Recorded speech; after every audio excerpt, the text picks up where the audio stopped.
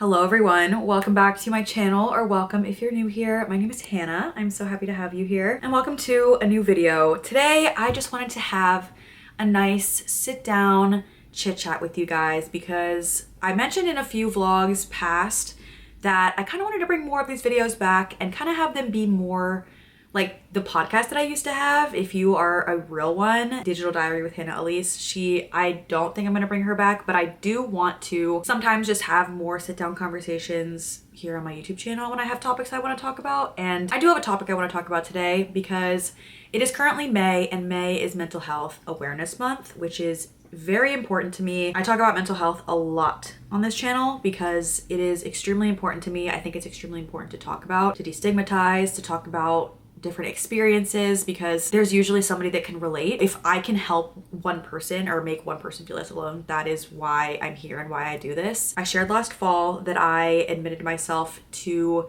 inpatient mental health rehab for depression. A lot has happened since then. Mainly, I've been on my medication journey and I have really been struggling the past 6 months with this, and in large part because I got a diagnosis when I was in rehab for bipolar 2, and I've been medicated for it and tried a bunch of different medications for the last 6 months.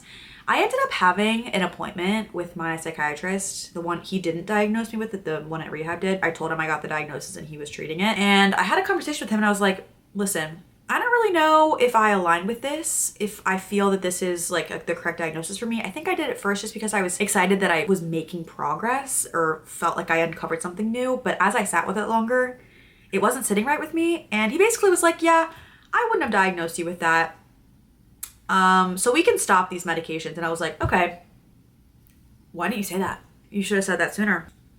That's just the latest development in my mental health journey. Long story short, I have been struggling with my mental health and dealing with it and living with it for a very long time. And the past 6 months have been especially tumultuous for me and just very, very difficult every single day. And I wanted to share with you 10 things. I wrote a list of 10 things that I have found, especially over the last 6 months, but just in general, that have actually really helped me when I've been feeling like shit. I'm not saying these are gonna cure your depression or anxiety or whatever, because it's not at all, but I have to learn to live with it. I have to manage my symptoms and how I'm feeling, and I have to pull myself out of deep ruts and deep slumps because nobody's gonna come to save me. Like, I have to save myself. So I just wrote a list of some things that have actually helped me and I wanted to share them with you. These are not groundbreaking by any means, but these are just my experiences, and I thought that, again, if one person could hear this and maybe feel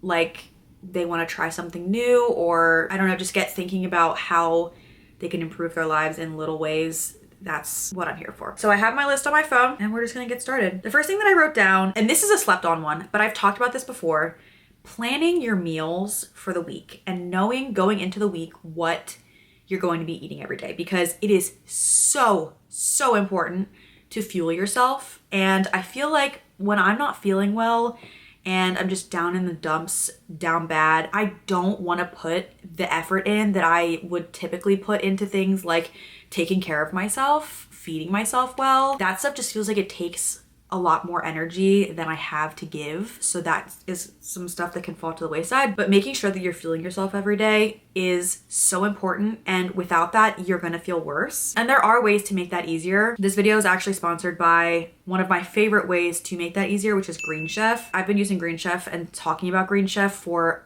a while now. They are the #1 meal kit for clean eating. I cannot rave enough about how convenient it is to just get a Green Chef box to my door with different meal options in it that I can make throughout the week.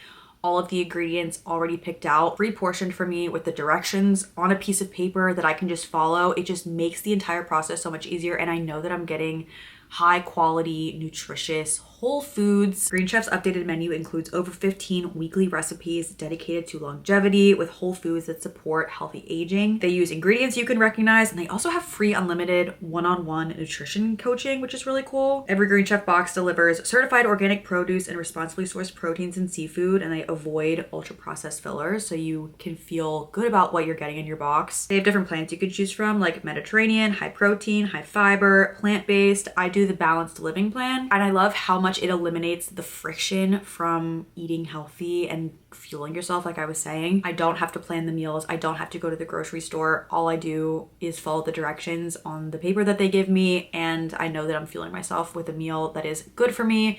I know what I'm gonna be eating throughout the week. There's just something about knowing what your meals are for the week, not having to scramble when thinking about it, that just makes me feel so much better and more prepared. It's a little thing you can do, and it's something that I notice a difference in my weeks when I have my meals planned. And of course, I have a code for you guys. So if you want to check out Green Chef, you can use my code 50HANNAH to get 50% off of your first Green Chef box and 20% off for 2 months. That's code 50HANNAH at greenchef.com to get 50% off on your first Green Chef box and 20% off for 2 months. Again, I feel like this is a slept on thing to do, but it truly makes me feel so much better and feels like I have my life together even when I otherwise feel like I don't, to just have especially my dinners planned. Like, I don't know why breakfast and lunch comes a little bit easier to me, but dinners just feel more daunting to plan. I don't know, but Green Chef makes that so easy, so I love them. Next thing I have is taking an everything shower. The power, the magic of an everything shower, especially when you have curated your shower products to be things that you really enjoy using and things that smell really nice. So 2 of my favorites for those are the Method Body Body Wash and the scent Simply Nourish. Top tier body wash. It smells so good. Just little things like this that you can add into your routines to like spark more joy. I love that body wash. And then I also have this shave oil from EOS. It's the Fresh and Cozy scent. That specific scent is so good. And it also lingers, I've found. After I've used it, like when I like put it on my body and then I get out of the shower, I still smell it and it smells so good. It just makes me happy. My mom was here visiting a couple weeks ago and she used it and she loved it so much that she bought it for herself because it just smells divine and it elevates the shower. I've also really been enjoying kind of taking mindful showers and just trying to incorporate more mindfulness into things that I'm doing. I'm working on it in therapy, so I'm trying to like implement it in my life more. Usually I will play a podcast or an audiobook or something while I'm showering just to like pass the time and like so I can think about something else. But I've really been enjoying just having a quiet shower actually and thinking about what I'm doing while I'm doing it. Like right now I'm using my shampoo that I really like that makes my hair soft and it smells nice, and I'm lathering it through my hair. Maybe I give myself a little scalp massage, and I love the way that the water feels on my body and how warm it is. I love how it feels to know that I'm gonna be clean coming out of here. Like just stuff like that, I think helps me stay more in the moment, which is another thing that I wrote down. I'll get to that later. Just trying to ground myself, and the shower specifically has been one of the places that I've been trying to incorporate that more. So taking an everything shower, if I'm in a really bad mood, I either need to go to sleep or take an everything shower. Next thing I have is planning things to look forward to, ideally with other people. And I mean this in the short term and the long term. And this is what's getting me through right now. Specifically, again, I'm going off of different medications. I went off of 2 medications at the same time. I'm really feeling the effects of it. I don't feel well. I miss my mom. I am excited about the plans that I have coming up. I have a couple trips coming up pretty soon. I have my cousin's wedding that I'm gonna be in. I'm going to London with one of my best friends to see Harry Styles. So those are a couple bigger things that I have planned that are really, really getting me through. I hate even saying that sometimes because it's like, okay, I feel like I'm just trying to skip over the current moment when I just talked about trying to be more in the current moment, but it does help knowing in the back of my head, like that I have something that I'm working towards and a light at the end of the tunnel in some way. Then I also try to plan things during the week if possible, or like at least every week, maybe every other week with either friends or family. So last night it's my aunt's birthday, so we got together and we just had dinner together and that was really nice. And then this coming week I have plans to go to one of my friend's house during the week because a new TV show is dropping and we're gonna watch the first episode or 2 together. So just little things like that throughout the week, planning time with a friend, maybe go get coffee with a friend, go on a walk with a friend. It's really important to me to do these things with other people that make me feel like my cup is being filled up and also help me to just be more in the moment, because it's very easy for me to get in my head and just spiral out of control about things when I'm by myself. So being around people who just make me happy and who I love is very helpful. So having plans to look forward to, big or small, very helpful. Next, clean your space. Cleaning can kind of be meditative in a way, I think. Sometimes I try to do more of a mindful clean and do it silently, but more often than not, I like to listen to an audiobook while I'm cleaning, which makes me so happy because I love reading and I love being engrossed in a story. And then it helps me to like make the cleaning easier because sometimes, again, I can sit and think about a task for a long time before actually starting the task, build it up in my head to make it something bigger than it is, and then makes me not want to do it at all. And it makes it such a bigger thing when it doesn't have to be. Like, just getting started on something is the best way, the only way out is through. So just getting started, if I have some laundry to do or whatever, like going and like picking up the first piece of clothing and folding it and just getting right into it is the most effective way. So in order to get myself to do that, I like to play an audiobook because then I start focusing on the audiobook and not on the task at hand, and it makes the task not only more enjoyable but more efficient too. Cleaning always makes me feel better because the product that I get out of it is a clean space, and when my space is clean, if my space is decluttered, my mind will feel cleaner and less cluttered. If my space, oh my god, this is another thing that I really will let go of if I'm not feeling my best. So I have had periods over the last 6 months where I just don't put stuff away, or I'm not as on top of my like weekly cleaning routines or whatever, not on top of laundry, not on top of dishes. Things will just pile up and build up and clutter will accumulate, and then I feel suffocated because of that. So when I just pop on an audiobook and I just get all of that done, I sleep better. Like, I just feel significantly better when my space is orderly, and it's just something that I can do that will positively impact my mental health. The correlation between my space and my mind is very strong. Another one that I've been doing lately is finding a new TV show to binge. It's just fun, okay? This is also fun to do with people if you have a friend or a family member or somebody who you wanna watch with. I have a show that I watch with my mom. It's called The Way Home. It's a Hallmark show. It is so good. We started watching it, well, she started watching it first on Netflix, and then I came home a couple months ago and I started watching it with her. I started in like season 2 and I got so into it that I went back and watched season 1, and then now I've seen all of the episodes, and it's currently coming out every Sunday night on the Hallmark channel, like on cable. So my mom and I call her every day basically, but we will have Sunday night FaceTimes at 9 p.m. She'll watch the show on her TV, I'll watch the show on my TV and make sure we like sync up. It's so fun. Like, it's something in my week, again, going back to like looking forward to stuff. I look forward to Sunday nights at 9 p.m. because I know our show is coming on and I get to FaceTime my mom and watch the show and talk about it. And it's just a really nice thing to do. It's something small, but it's fun. It adds joy to my weeks. And then a show that I've been binging alone is The Pitt. The Pitt! Oh my god, everyone has been raving about The Pitt for as long as it's been out, I feel like. And I don't know why this entire time I thought it was on Apple TV. I don't have Apple TV, so I thought I couldn't watch it, but it's actually on HBO, which I do have. So I started watching it last week. I am already like halfway through season 2. There's 15 episodes in each season. It is an insanely good show. The lighting in here, okay, sorry, this is off topic, but the lighting in here could not stop changing if it tried. I love the actors, I love the characters. It's so fast paced, it keeps me off my phone. I have the issue where if a show is not stimulating enough to me, I will just automatically go on my phone at the same time and just kind of listen to the show and like half pay attention. But with The Pitt, it requires my full undivided attention because things are happening so quickly. It is such a phenomenal show. So I've been having so much fun watching that. I've been really into TV lately. I don't know, I go through phases with that, but that has been my favorite show lately. Next, walk or run to a playlist that you can step to the beat to. I have been going on a lot more walks. I have a treadmill in my apartment gym. So if I am in the middle of feeling super overwhelmed or restless, I've been dealing with a lot of restlessness lately. It's a side effect of the medications that I've been on. I've just been making it a habit to throw my walking shoes on, go down to the gym and walk on the treadmill. I have a playlist called Strutting on the Treadmill, and all the songs are ones that I can step to the beat to at different speeds. But I really like just stepping to the beat of songs because I'm not thinking about doing it.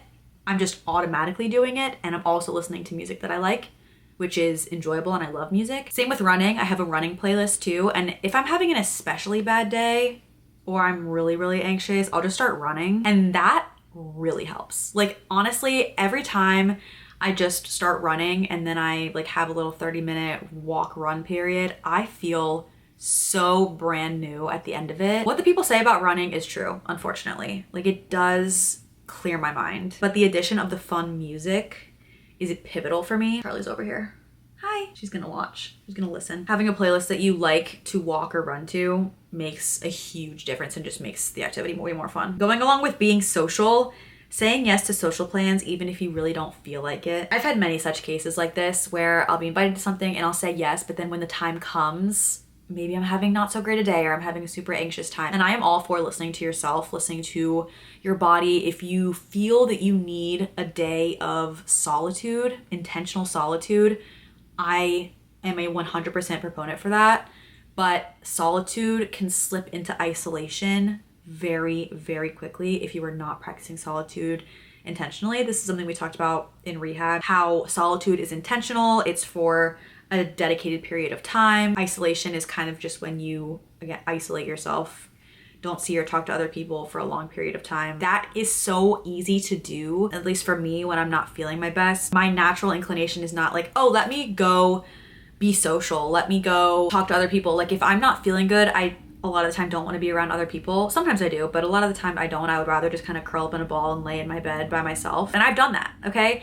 As it turns out, that's not entirely helpful. Shocker. So saying yes to social plans, getting yourself out of the house, that's another one here. Force yourself out of the house. These two kind of go hand in hand, even when you don't feel like it, and especially when you don't feel like it. I have shown up to things before feeling not good inside, but I kind of take on this, I mean, it's like an act. I'm faking it till I make it. I get there and then I see my friends and everyone's happy and I want to match that energy. Like I want to bring positive energy also. I don't want to be the black cloud that I feel like. So I'll just start kind of pretending like I'm happy and acting how somebody who just feels fine would act. And then by the end of the gathering, I feel better because I faked it until I actually did feel that way. Like faking it till you make it does work. I've mentioned this before too, but I saw this quote saying whatever on social media a few months ago that said, in order to fall asleep, you have to pretend like you're already sleeping, and that's how everything in life works. And damn if that's not true. I've had situations where in order to be happy, I've had to pretend like I already was. And then without me even noticing, by the end of it, I did feel happier. Being around people that you love and who you feel safe around and who feel like fill your cup and it's easy to be around, they don't drain your social battery. Forcing yourself to do that sometimes, if you have to, I've found to be very helpful. And then just forcing yourself out of the house in general, touching grass, okay? Feeling the sun on your face, even if it's just walking around the block, walking to the store, walking to a coffee shop if you can, like, or just literally walking on the street or sitting outside, feeling the sun on your face, maybe read a book outside, just go outside, maybe go outside and listen to the birds, listen to the cars, just ground yourself outside, breathe fresh air. It's important, even and especially when you don't want to. This is one that I haven't necessarily done this specific practice, but I like this in theory, and also reading really helps. But I have replaced screen time on your phone with reading time. When I'm feeling super anxious or depressed or I'm just having a really tough time, social media, being on social media, scrolling through other people's lives doesn't freaking help. It actually makes me feel worse a lot of the time because I start subconsciously comparing myself to the people that I'm seeing. Even if that's not my intention, I'm like, why can't I be happy like this person? Or why can't this happen for me? Or when will I get to the point where I feel like this? Like I start doing that without even realizing that I'm doing it. And that's just not a good place to put my head in. If my mind's already in a negative place, it just kind of perpetuates the negative spiral. That's what we don't want. So instead of doing that, like, let me look at my screen time right now on my phone. I really want to do a video where I read every day for the amount of time that my phone says that I'm on my phone or on social media. Last week's average, how is this right? 5 hours and 4 minutes? Like, I don't believe that. Yeah, I would not even be able to read for that much a day. But try to replace at least some of your screen time, maybe just your social screen time. So yesterday, my social screen time was 2 hours and 17 minutes. So read for 2 hours and 17 minutes. Or replace your screen time with another hobby, but mine right now that has really been helping me is reading, because it does take all of my focus to read. And I feel like that can be a very mindful and grounding activity in and of itself, because you have to pay full attention to what you're reading in the moment. It's kind of a nice change for my brain, only focusing on one thing while I'm reading, as opposed to the rest of the day when I'm thinking about a million things or I'm multitasking. Like, reading for me is just a singular task that I have to pay attention to, and I just find that really helpful. And then finally, to sum all of this up, because I've been talking about mindfulness and grounding and all of that throughout this, practice mindfulness and focus on one thing at a time, even though that is so hard. Like, that is so much easier said than done, I understand. But I've been talking about this in therapy a lot recently because my therapist and I are currently doing DBT, and I will be doing DBT for the foreseeable future because it's kind of a long course. Recently, we've been talking about observing, describing, and participating. And all those things are really just ways to direct your mind and your focus to the present moment and be fully present in whatever moment you're in. For me, with my anxiety, I think about the future so much of the time because it's just all the worry and the overwhelm about the future and the what ifs and the, oh, I had to do this, this, this, and this. And looking at the big picture of a bunch of different things makes me feel so overwhelmed, as it does for pretty much anyone. Like, I feel like that's pretty normal, but I don't have to live that way. I can train my mind to gently redirect from thinking about the future and everything that is gonna happen in the future, or whatever might happen. I don't know, the future doesn't exist, so how are we supposed to know? But I've really been practicing gently pushing my attention back to what's happening right now, what I know to be true in this moment. Again, this is a lot easier said than done. This is a practice that's gonna take me a really, really long time, but I've been trying to do it more intentionally lately, and it has been helping. I'm excited to continue doing DBT with my therapist because I feel like I'm gonna learn really valuable skills that I'll be able to implement and just have in my toolbox. So as I learn more stuff, I will report back to you guys and just give you as much information as I can because I want to share anything that is helpful for me. I know how hard it is to struggle with your mental health, and I love hearing different perspectives and different things that have helped other people. You just never know what could resonate with somebody and what could help them. So I will continue sharing as I go along, but that is all I have for you today. Those are a few things that I've really found to help me in this period of my life where I feel like shit a lot of the time, and I don't want to, and I don't want to live my life like that. I'm really trying to pull myself out. Like, yes, it's important to talk to other people and like have a village, but at the end of the day, I know that I have to pull myself out, and these are just a few things that help make life a little bit brighter and give me a bit of a reprieve sometimes. So I hope that something in this resonated with you, or you could take something and apply it to your own life. And thank you so much for listening. If you made it to this point in the video, comment down below, I'm a real one, because you're a real one. If you are also struggling going through it, just know I hear you, I see you, and you are not alone. Take care of yourself. Love you guys so much, and hopefully I will see you in my next video. Bye.